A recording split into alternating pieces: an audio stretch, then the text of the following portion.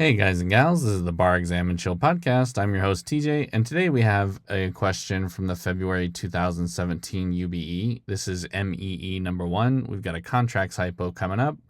Before we jump into the hypo, I just wanted to remind everybody there's a Patreon link down there. If we're helping you out, throw us some bones and it will be greatly appreciated.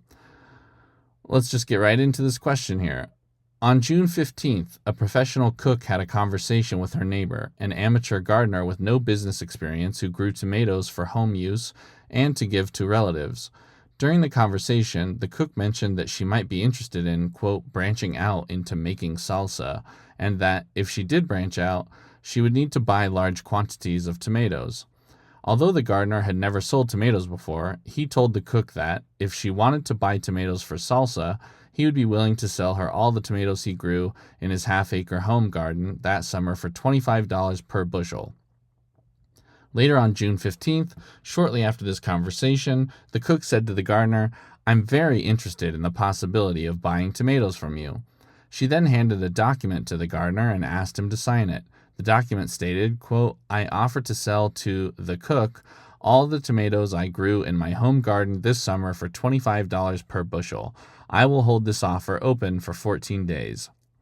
The gardener signed the document and handed it back to the cook. On June 19th, the proprietor of a farmer's market offered to buy all the tomatoes that the gardener grew in his home garden that summer for $35 per bushel.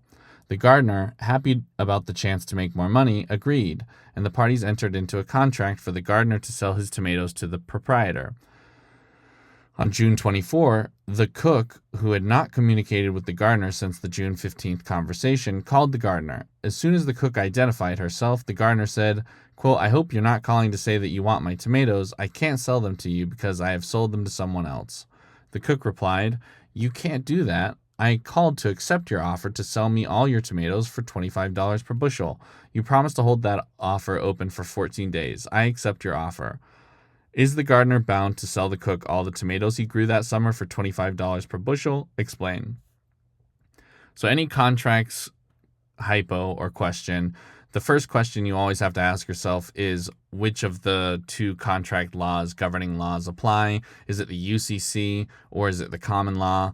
I know anecdotally, I think I mentioned this, a guy I worked with actually failed the bar because he analyzed under common law when it was a UCC question. So first starting point, always ask yourself which governing law is going to apply to the hypo, UCC, or the common law. So our first issue is, does the Uniform Commercial Code or the common law of contracts govern this transaction? Our rule here is Article 2 of the UCC governs contracts for the sale of goods. Goods are defined as all things that are movable at the time of identification to the contract for sale, including growing crops. So the common law governs contracts for services or real estate. Our analysis here, the subject matter of the potential contract is tomatoes. Because tomatoes are physical, movable items, they are classified as goods. Conclusion, we're analyzing this hypo under the UCC Article 2, which governs transactions for goods. Issue 2 is the irrevocability of the offer.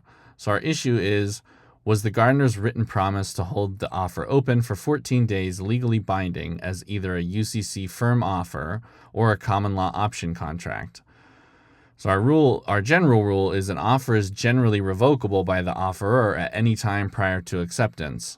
For an option contract, you've got an offer can be made irrevocable if the parties create an option contract, which requires the offeree to provide independent consideration, usually money, to the offerer in exchange for holding the offer open. And we've got this special UCC firm offer rule. So let's go into the UCC firm offer rule. Under the UCC, an offer to buy or sell goods is irrevocable without consideration if, number one, it is made by a merchant, number two, it is in a signed writing, and three, it explicitly gives assurances that it will be held open. So a merchant is a person who deals in goods of the kinds or otherwise holds themselves out by occupation as having knowledge or skill peculiar to the practices or goods involved. Nice. We've got our rules laid out. Let's apply them here to the facts. You always just kind of start within your essays, lay out your issue, then you put your rules forth. Analysis starts with here. Here, The cook provided no consideration to the gardener in exchange for his promise to keep the offer open for 14 days. Without consideration, a valid option contract was not formed. Second, although the promise to hold the offer open was made in assigned writing, the UCC firm offer rule requires the offerer to be a merchant. The facts explicitly state that the gardener is an, quote, amateur gardener with no business experience who grew tomatoes for home use and to give to relatives. Because he does not deal in goods of the kind commercially and does not hold himself out as having specialized business knowledge, he's not a merchant. So since the gardener is a non-merchant, the UCC firm offer rule does not apply to the offer. So we ignore the UCC firm offer rule. We go into an option contract that requires consideration. So our conclusion here is the 14-day hold open provision was not legally binding. The offer remained a standard revocable offer. Issue 3, did the gardener effectively revoke his offer before the cook could accept it? So our rule is a revocable offer may be revoked by the offerer at any time prior to acceptance. A revocation becomes effective the moment it is communicated to the offeree. Once an offer is effectively revoked, the offeree loses the power of acceptance and no contract can be formed after that. So our analysis on the facts here, the offer was still outstanding on June 24 when the cook called the gardener. However, immediately after the cook identified himself, the gardener explicitly stated, quote, I hope you are not calling to say that you want my tomatoes. I can't sell them to you because I've sold them to someone else. This statement was a direct, clear, and unambiguous communication of revocation.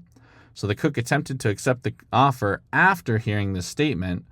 That's the key in the hypofacts. It goes through, he calls, and he, as soon as he identifies himself, the guy's like, hey, I don't call about the tomatoes. I already sold them. And then he tries to accept. So here, because it comes after the revocation, our conclusion is going to be that the gardener successfully revoked the offer prior to the cook's acceptance.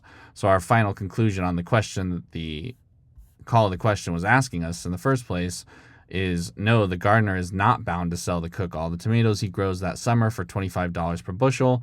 The offer was governed by the UCC but did not qualify as a firm offer because the gardener is not a merchant.